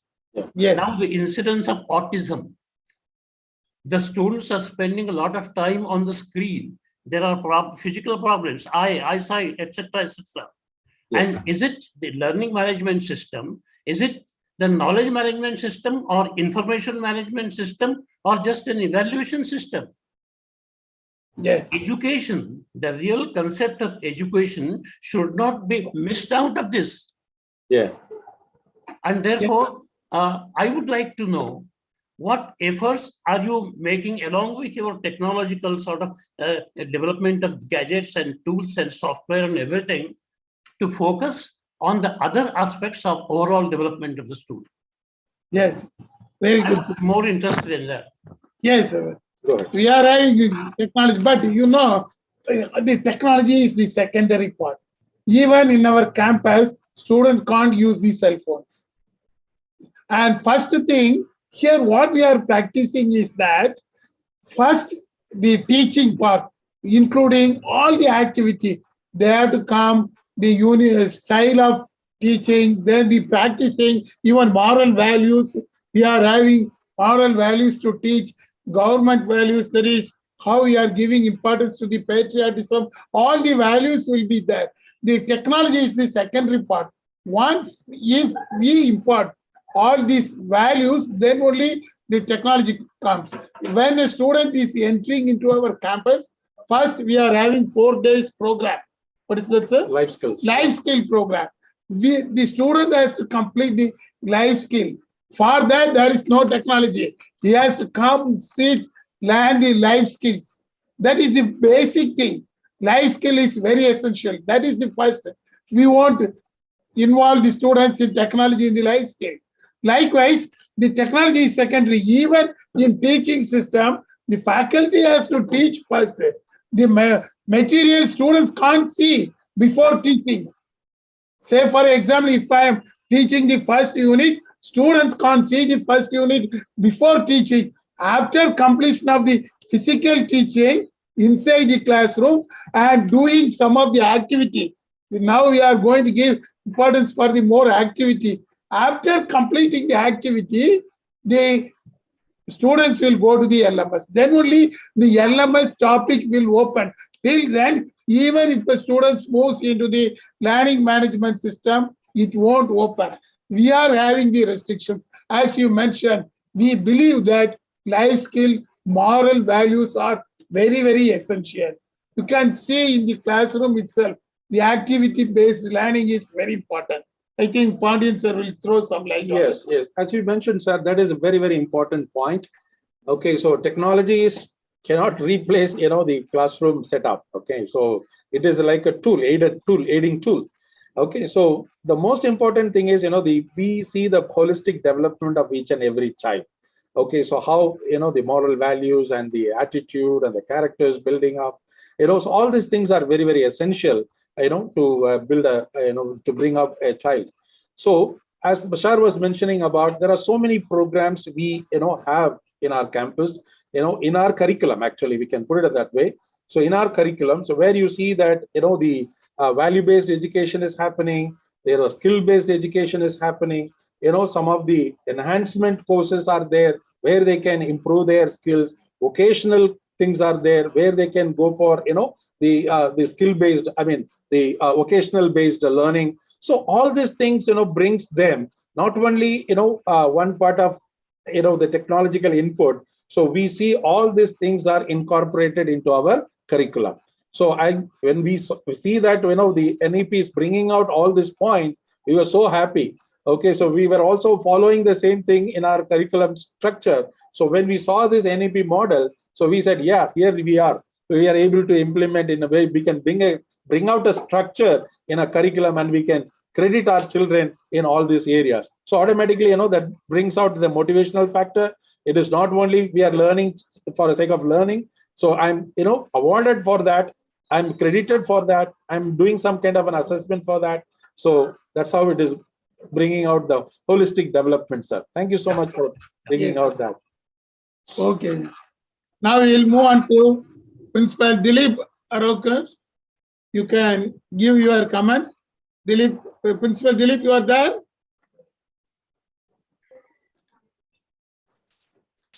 Yes, yes, I'm very much there.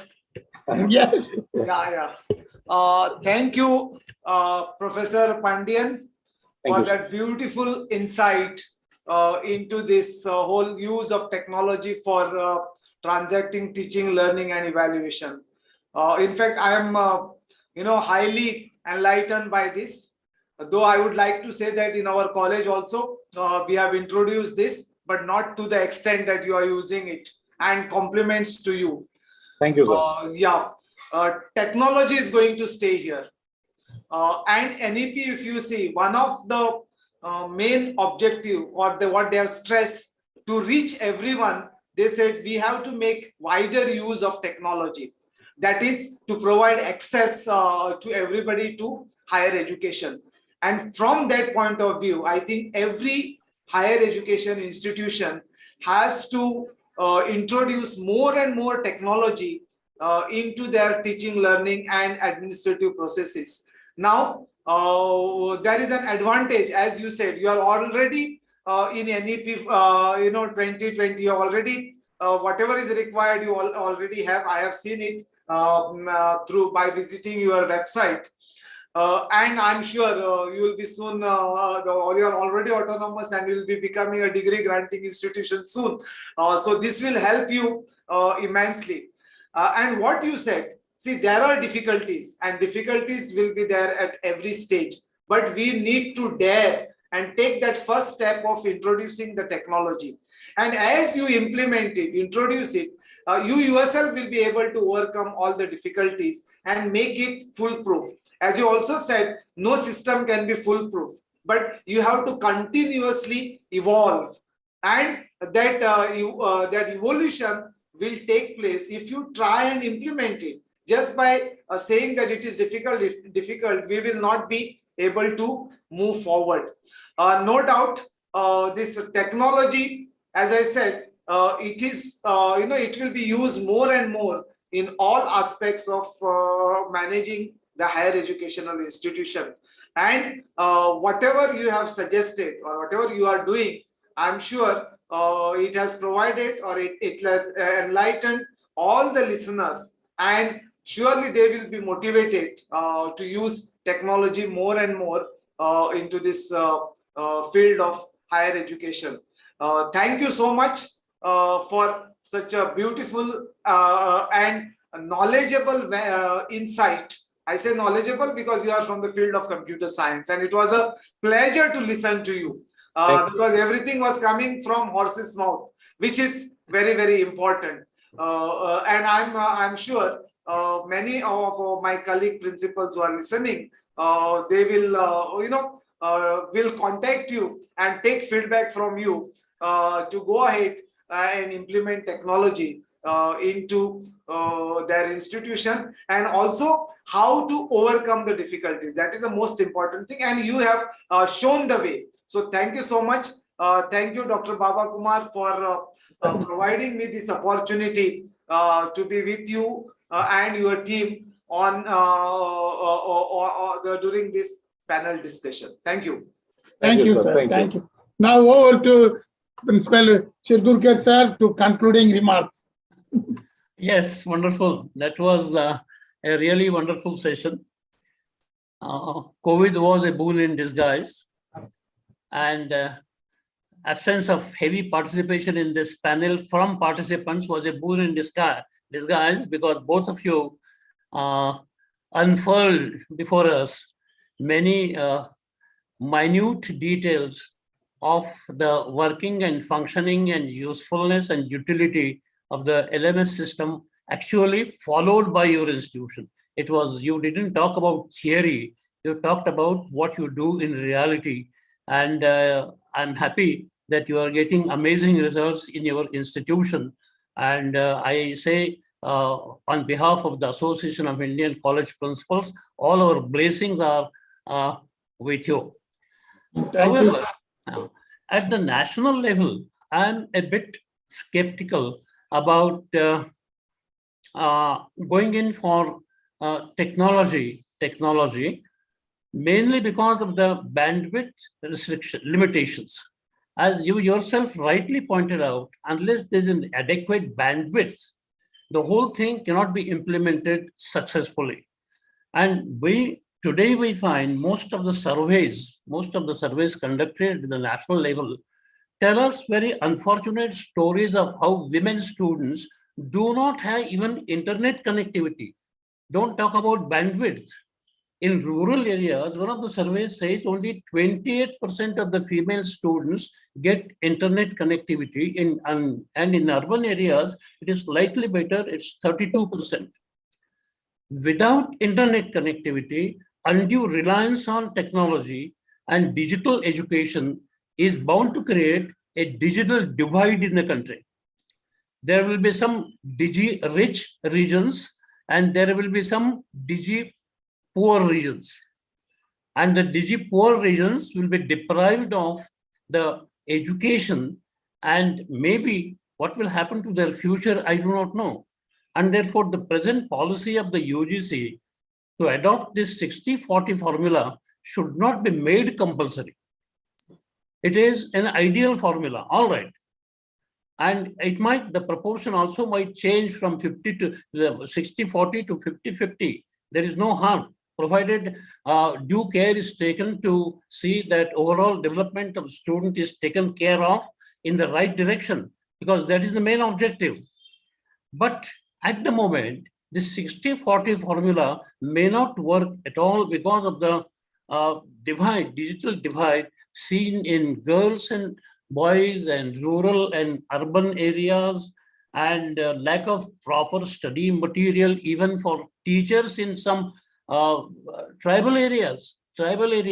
How to reach these areas is a problem. I would request both of you to consider adopting a remote place college to study the technical feasibility of introducing technology-based digital education in that area and help them come out of their difficulty. That will be a great achievement on the part of your institutions. And therefore, I would say, instead of forcing the colleges and universities to follow this 60-40 formula, let this division be kept optional to be decided by the head of the institution at his level. He will take into consideration the local requirements, the availability of local infrastructure, the importance given to the education of the female students, what is the mindset of parents, what is the mindset of the rural Gram Panchayat leaders also, because at taluka places, colleges are coming up, and even today, the girls are not allowed to talk to the boys in many places. So this social situation, this cultural divide, social divide, technological divide will create undue hindrances, not only in introducing this 60-40 formula, but also it will create disastrous problems in the way of rural students to go further in the field of education. Everybody cannot go to Pune and Bangalore for taking education. Everybody cannot afford to buy Android telephone units, cells, mobiles, etc. So we have to provide for these students as well. Can the technology help students with limited broadband facility? Can the technology help students with very low internet connectivity? What are the solutions to the real life problems that we shall have to see? And moreover, this digital education leaves education entirely to students. And students, even as I said, as I have been saying, the facilities in rural areas are very poor. Even a place where a student can sit with an Android telephone, suppose he has one, where is the place? Many students even in urban areas live in one room sort of tenements. The whole family is staying in 1 or 2 rooms, and there is a child system. You know the child system. There is a lot of noise outside. How can the student concentrate on his cell phone and be very attentive to achieve the targets? So these are real life issues.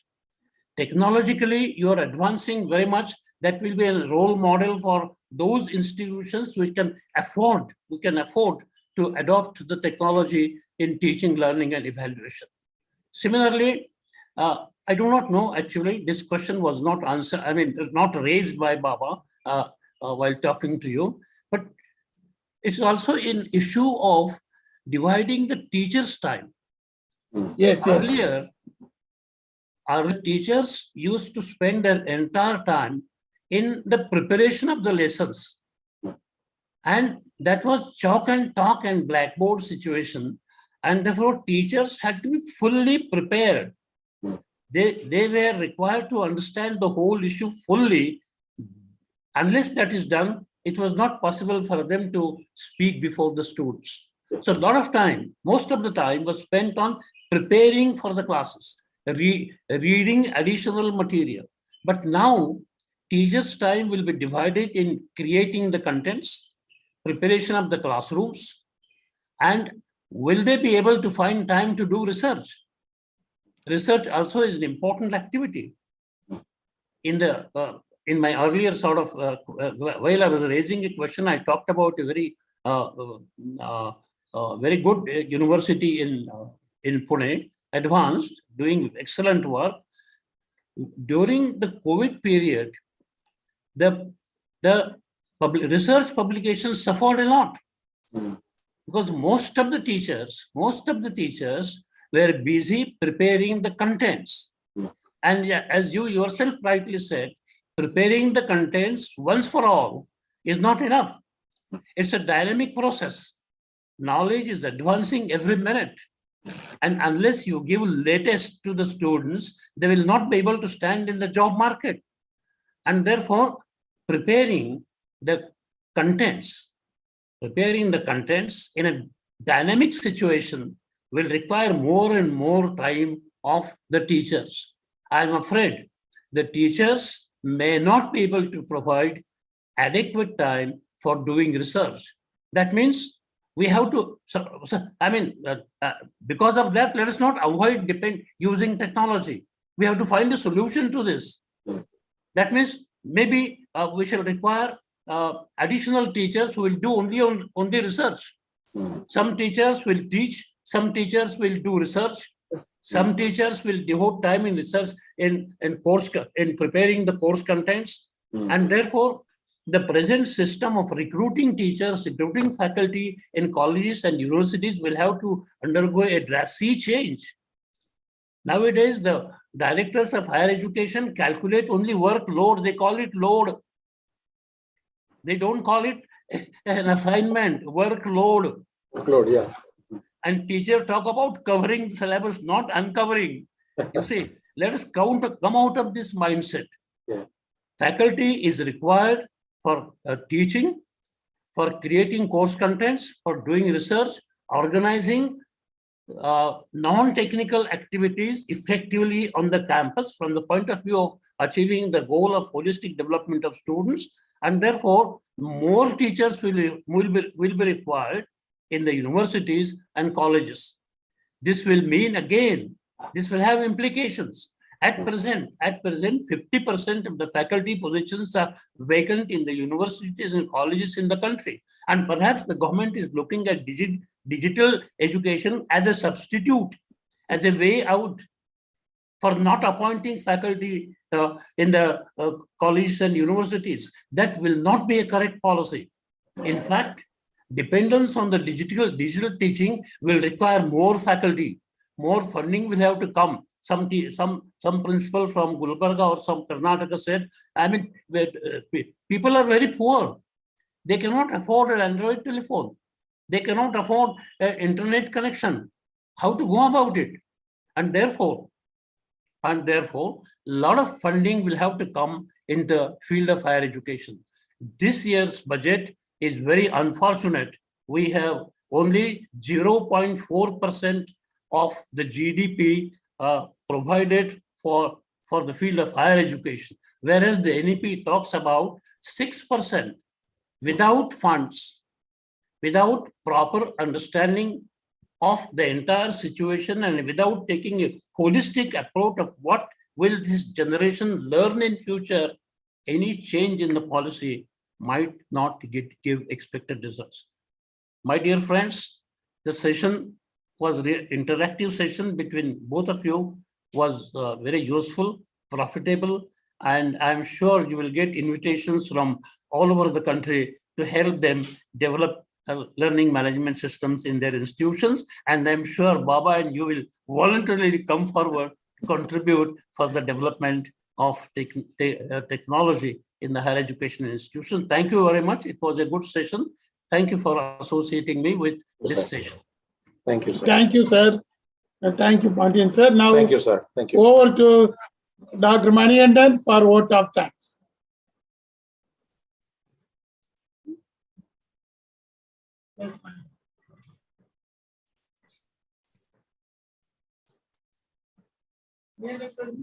Yes, sir.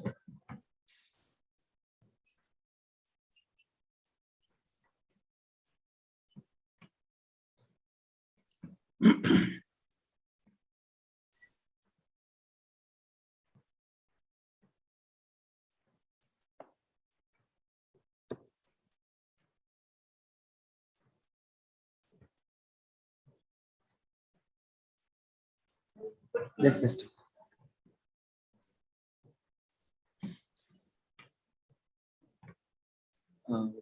education is a powerful weapon which can be used to change the world. Education needs to be transformed, and the key to this transformation is not to standardize education, but to personalize it, to build an achievement on discovering the individual talent of each child, to put the students in an environment where they want to learn and where they can naturally discover their true passions in this digital era. With this note, a delightful good evening to everyone. It has been such an honor to be part of this wonderful discussion. On behalf of the organization, I would like to extend my heartfelt gratitude to our esteemed chairperson, Principal S.R. Sri Gurkar, Founder, President and Chairman, Board of Trustees, Association of Indian College Principal, for his valuable input and suggestions to bring the education to the different heights and accessible to everyone. Sir also pointed out the overusage of students may bring the effects on the health as well. So finding the solution is for overcoming these hurdles is a need of an hour. Your thoughts have truly inspired us. Thank you, sir. A special thanks to Dr. Dilip Deva Arolkar, Principal, Gyan Prasad Mandal College of Arts, Science and Commerce and Research Center, Goa, for being here with us today. We were appreciating ideas and thoughts. I mention my sincere sense of gratitude to you, sir. A wide round of applause and thanks to all the panel members, notably the Principal, G. Vijay Kumar, SJMB's Arts and Commerce College for Women, Karnataka, for putting forward his thoughts and views on the need of digital platform in the rural community and the role of government in bringing inclusiveness in digital education ecosystem to everyone. Sir has made this session a fruitful discussion on the digital education ecosystem for learning.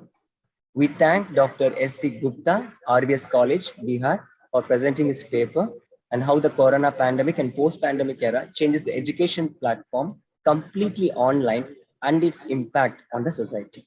Thank you, sir. A sincere thanks to our moderators, Dr. P. Baba Yanakumar, AICP Executive Member, Organizing Team, Director, Center for Consultancy and Corporate Training, Krishujanti College, Bengaluru, and Mr. Sevaka Pandian, Head, Department of Computer Science, Krishujanti College, Bengaluru, who have handled the session throughout and gave an insight on blended learning and how the institution of Krishujanti College, Bengaluru, took up the challenge in providing equal education and student-friendly environment in online platform to the students through the learning management system, LMS, and brings outcome-based education. Thank you, sir. And we hope that every college will continue to get a significant provision from the diverse groups in the future. Once again, I would like to thank all of you present here for making the time to be with us today and helping us to make this event a fruitful discussion. Thank you, one and all. Thank you, sir. Thank you, Sundar sir. It's a great opportunity to meet you. Thank you, Sundar sir. We'll move on to the next session. Until then, Thank you, Dilip sir. Thank you so much for being with us. It's a great opportunity to meet you all.